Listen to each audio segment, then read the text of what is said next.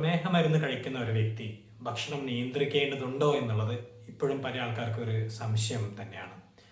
മരുന്ന് കഴിക്കുന്നുണ്ട്, അപ്പോൾ എന്തിനാണ് ഭക്ഷണം നിയന്ത്രിക്കുന്നത്?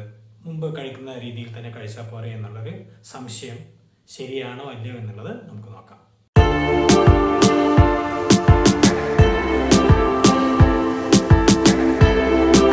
ഡോക്ടർ പി പി ടോക്സിലേക്ക് സ്വാഗതം. പ്രമേഹം, പ്രഷർ പോലെയുള്ള അസുഖങ്ങൾ വന്നു കഴിഞ്ഞാൽ ഭക്ഷണ നിയന്ത്രണം, ജീവിതശൈലി മാറ്റങ്ങളൊക്കെ അനിവാര്യമാണെന്ന് എല്ലാവർക്കും അറിയാം. അങ്ങനെയുള്ളൊരു ചിന്ത തന്നെ പല ആൾക്കാർക്കും ഒരുപാട് ടെൻഷൻ ഉണ്ടാക്കും. അത് കഴിക്കാമോ, ഇത് കഴിക്കാമോ, അതിൻ്റെ കൂടെ മരുന്ന് കൂടി കഴിക്കുക എന്നൊക്കെ ആലോചിക്കുമ്പോൾ പല ആൾക്കാർക്കും ടെൻഷനാണ്.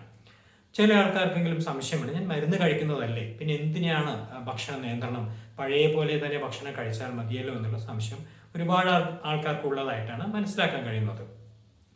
അപ്പോൾ നമ്മൾ ഓർക്കുക, നമ്മളൊരു മരുന്ന് കഴിക്കുമ്പോൾ, ഒരു ടാബ്ലറ്റ് ആയിക്കോട്ടെ അല്ലെങ്കിൽ ഇൻസുലിൻ ആയിക്കോട്ടെ, നമ്മൾ ഒരു ഡോസിലാണല്ലോ അത് കഴിക്കുന്നത്. ഒരു പ്രത്യേക ഡോസിൽ ഒരു ഗുളിക അല്ലെങ്കിൽ പ്രത്യേക ഡോസിലാണ് നമ്മൾ ഇൻസുലിൻ എടുക്കുന്നത്. അപ്പോൾ നമ്മൾ എത്രയാണ് ഡോസ് എടുക്കുന്നത്, ആ ഡോസിൻ്റെ ഒരു എഫക്റ്റ് മാത്രമേ ആ ഗുളിക ആയാലും അല്ലെങ്കിൽ ഇൻസുലിൻ ആയാലും അതിന് നമ്മുടെ ശരീരത്തിലോട്ട് നൽകാൻ കഴിയുള്ളൂ. അപ്പോൾ ഉദാഹരണത്തിന് പല ആൾക്കാർക്കും അറിയാവുന്ന ഒരു ഗുളിക ആയിരിക്കാം മെറ്റ്ഫോമിൻ 500, അല്ലെങ്കിൽ ഗ്ലിമിപ്രേഡ് 1 മില്ലിഗ്രാം 2 മില്ലിഗ്രാം എന്നൊക്കെ പറഞ്ഞിട്ട്. അപ്പോൾ ഓരോ ടാബ്ലറ്റിനും അതിൻ്റെ ഡോസിനനുസരിച്ചിട്ടുള്ള ഒരു പരിമിതിയുണ്ട്. നമ്മുടെ ബോഡിയിൽ ഉണ്ടാക്കാവുന്ന, ആ ഒരു വ്യക്തിയുടെ ശരീരത്തിൽ ഉണ്ടാക്കാവുന്ന എഫക്റ്റിന് ഒരു പരിമിതിയുണ്ട്.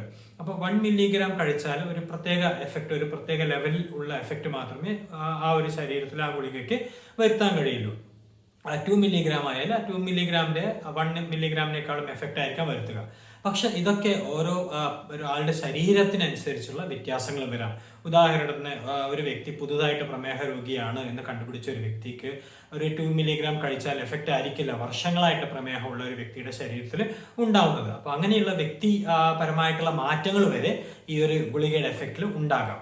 അപ്പോൾ അതിൻ്റെ കവിഞ്ഞ് നമ്മളിപ്പോൾ ഭക്ഷണം നിയന്ത്രിച്ചില്ല എങ്കിൽ ആ അവസ്ഥ ഒന്ന് ആലോചിച്ച് നോക്കുക.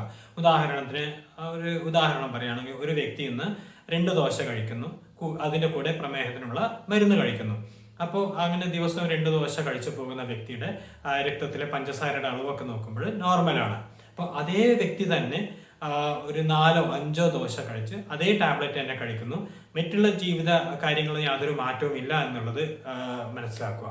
അങ്ങനെ ആകുമ്പോൾ ആ ഒരു ഗുളികയ്ക്ക് അത്രത്തോളം എഫക്റ്റ് തീർച്ചയായിട്ടും വരുത്താൻ പറ്റില്ല. നേരത്തെ എത്രയാണോ ശരീരത്തിൽ അതിൻ്റെ എഫക്റ്റ് ഉണ്ടായിരുന്നത് അത്ര തന്നെ എഫക്റ്റ് മാത്രമേ ആ ഗുളികയ്ക്ക് ഇപ്പോഴും വരുത്താൻ പറ്റുകയുള്ളൂ. അപ്പോൾ കൂടുതലായിട്ടുള്ള ഭക്ഷണം കഴിച്ചു കഴിഞ്ഞാൽ ഷുഗറിൻ്റെ അളവ് രക്തത്തിൽ കൂടുകയും ചെയ്യും. അപ്പോൾ ദോശയ്ക്ക് പകരം മറ്റുള്ള ഒരു യാതൊരു നിയന്ത്രണവും ഇല്ലാതെ മധുരങ്ങളും മറ്റും കഴിച്ചാലുള്ള അവസ്ഥ നിങ്ങൾക്ക് ആലോചിക്കാവുന്നതേ ഉള്ളൂ. അപ്പോൾ ഗുളിക എന്ന് പറയുന്നത് ഒരു പ്രത്യേക, നമ്മളിപ്പോൾ ഒരു വ്യക്തി നിത്യവും ഷുഗർ ചെക്ക് ചെയ്ത് വരുന്നു, അപ്പോൾ അദ്ദേഹത്തിൻ്റെ ഭക്ഷണ രീതിയൊക്കെ ചോദിച്ച് മനസ്സിലാക്കി അതിനനുസരിച്ചാണ് നമ്മൾ ഗുളികയുടെ ഡോസ് അല്ലെങ്കിൽ ഇൻസുലിൻ്റെ ഡോസ് നിശ്ചയിക്കുന്നത്. അപ്പോൾ ആ വ്യക്തിക്ക് ഷുഗർ കൂടുന്നുമില്ല അല്ലെങ്കിൽ ഷുഗർ ഒട്ടും കുറഞ്ഞു പോകുന്നതുമില്ല എന്നൊക്കെ ഉറപ്പ് വരുത്തിയിട്ടാണ് ഈ ഡോസ് തന്നെയാണോ തുടരേണ്ടത് അല്ലെങ്കിൽ ഡോസ് കൂട്ടേണ്ടതുണ്ടോ കുറയ്ക്കേണ്ടതുണ്ടോ എന്നൊക്കെ നമ്മൾ നിശ്ചയിക്കുന്നത്. അപ്പോൾ ഗുളിക ഒരു പ്രത്യേക അളവിലുള്ള ഒരു ഭക്ഷണവും പ്രതീക്ഷിക്കുമ്പോൾ നമ്മൾ അതിൽ കൂടുതലും ഭക്ഷണം കഴിച്ചു കഴിഞ്ഞാൽ ഗുളികയ്ക്ക് അതിൽ കൂടുതൽ എഫക്റ്റ് ഒന്നും വരുത്താൻ പറ്റില്ല.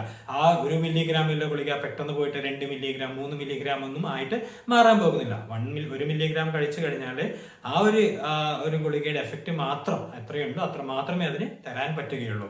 അപ്പോൾ ഈ കാര്യം ഓർക്കുക. അതിൻ്റെ ഒരു മറുവശം കൂടി ആലോചിക്കുക.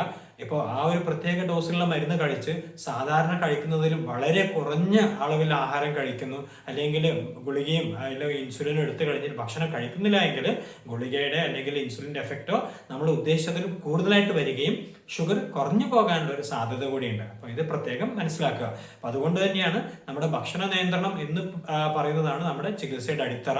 ഭക്ഷണ നിയന്ത്രണം, ജീവിതശൈലി മാറ്റങ്ങൾ, വ്യായാമം, ഇതൊക്കെ തന്നെയാണ് നമ്മുടെ ഒരു ചികിത്സയുടെ അടിത്തറ എന്ന് പറയുന്നത്. ഇതിൻ്റെ മുകളിലാണ് നമ്മൾ മരുന്നുകളോ ഇൻസുലിനോ അങ്ങനെയുള്ള ബാക്കി ചികിത്സാപരമായിട്ടുള്ള മറ്റുള്ള കാര്യങ്ങൾ നമ്മൾ ചേർക്കുന്നത്. അപ്പോൾ ഒരു പ്രത്യേക മരുന്ന് കഴിച്ചിട്ട് ഷുഗർ നല്ല ലെവലിൽ പോകുന്ന ആൾ പെട്ടെന്ന് ഒരു ദിവസം ഇനി ഞാൻ ഭക്ഷണം നിയന്ത്രിക്കേണ്ട ആവശ്യമില്ല എന്ന് ഓർത്ത് മുമ്പ് കഴിക്കുന്ന രീതിയിൽ ഒരു നിയന്ത്രണവും ഇല്ലാതെ ഭക്ഷണം കഴിക്കുന്നു, നിയന്ത്രണമില്ലാതെ അളവിൽ കഴിക്കുന്നു, മധുരങ്ങളൊക്കെ കഴിക്കുകയാണെങ്കിൽ ആ ഗുളിക ഒരിക്കലും മതിയാകാതെ വരും. പലപ്പോഴും നിങ്ങൾക്ക് തന്നെ പരിചയം ഉണ്ടാകും.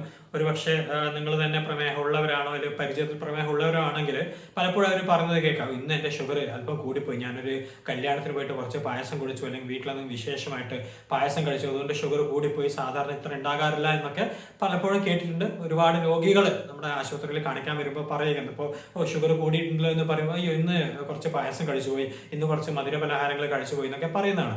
അപ്പോൾ തന്നെ നമുക്ക് അവിടെ മനസ്സിലാക്കാം, സാധാരണയിൽ കഴിക്കുന്ന രീതിയിലല്ല ഭക്ഷണം കഴിക്കുന്നതെങ്കിൽ ആ ഗുളികയുടെ എഫക്റ്റ് മുമ്പ് കിട്ടുന്ന അത്ര വരില്ല. അതായത് ഭക്ഷണം കൂടുതൽ കഴിച്ചാൽ ഗുളിക ഷുഗർ കൂടുക, അതുപോലെ ഭക്ഷണം തീരെ കഴിക്കുന്നതിന് വളരെ കുറഞ്ഞ അളവിലാണ് കഴിക്കുന്നതെങ്കിൽ ഷുഗർ കുറഞ്ഞു പോകാം. അപ്പം അതുകൊണ്ടാണ് ഏകദേശം ഒരേ അളവിൽ തന്നെ ഒരേ ഭക്ഷണക്രമം തന്നെ ഫോളോ ചെയ്യാൻ പറയുന്നത്. അതേപോലെ വ്യായാമവും മറ്റുള്ള കാര്യങ്ങളൊക്കെ നമ്മൾ കൃത്യമായിട്ട് കൊണ്ടുപോയി കഴിഞ്ഞാൽ നമുക്കൊരു മരുന്നിൻ്റെ ഡോസ് നമുക്ക് നിശ്ചയിക്കാനും പറ്റുകയുള്ളൂ. ഇപ്പോൾ ഓരോ വരവിലും ഓരോ രീതിയിലാണ് ജീവിതശൈലി കൊണ്ടുപോകുന്നത്, ഓരോ രീതിയിലാണ് ഭക്ഷണമൊക്കെ കൊണ്ടുപോകുന്നതെങ്കിൽ ഷുഗർ കൂടുകയും കുറഞ്ഞും കൊണ്ടിരിക്കും. അപ്പോൾ ആ വ്യക്തിക്ക് നമുക്കൊരു പ്രത്യേക ഡോസ് ചിലപ്പോൾ കൊടുക്കാൻ പറ്റിയെന്നും വരില്ല. അപ്പം മനസ്സിലാക്കുക, ഭക്ഷണ നിയന്ത്രണം ഏറ്റവും പ്രധാനം തന്നെയാണ്. നമ്മൾ മരുന്ന് കഴിക്കുന്നത് കൊണ്ട് ഭക്ഷണ നിയന്ത്രണം ആവശ്യമില്ല എന്നുള്ളൊരു ധാരണ പാടില്ല. അത് തീർച്ചയായിട്ടും ഒരു തെറ്റിദ്ധാരണ തന്നെയാണ്. കാണുന്ന നിങ്ങൾ പ്രമേഹം ഉള്ള വ്യക്തിയാണെങ്കിൽ തീർച്ചയായിട്ടും ഈ ഒരു കാര്യം മനസ്സിലാക്കുക.